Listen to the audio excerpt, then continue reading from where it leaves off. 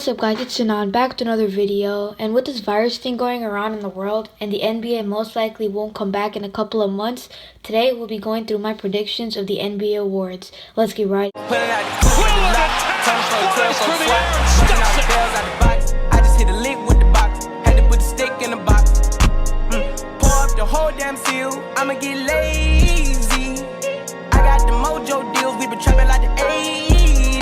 First, we'll be going through the MVP. This is a no-brainer. It's between Giannis Antetokounmpo and LeBron James. But my choice is Giannis Antetokounmpo because he's averaging 29.6 points per game, 5.8 assists, and 13.7 rebounds a game. He's on the pace to have the highest PER in a season, behind Wilt Chamberlain, even beating him.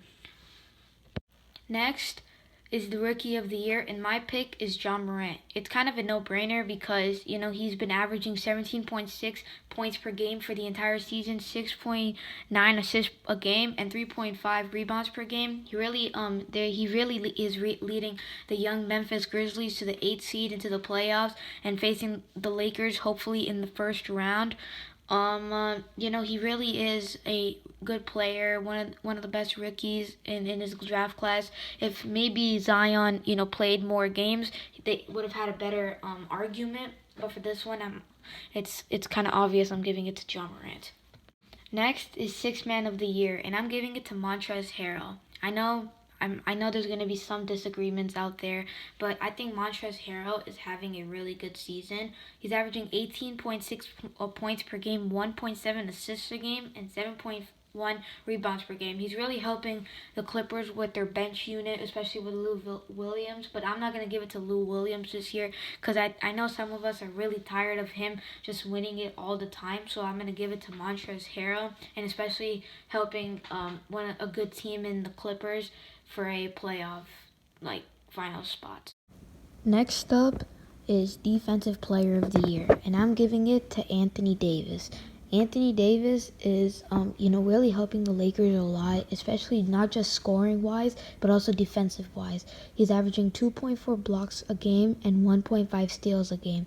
I think he really helps and really is a centerpiece of the Lakers, defensive-minded thing because he can really lock down a player, really good block. He can really block shots very well. He just has a really good defensive mindset. Next up is Most Improved Player of the Year, and I'm giving it to Brandon Ingram. Brandon Ingram is having a great season, probably his best season ever because he was a first-time All-Star this year, and he's not really in a shadow anymore.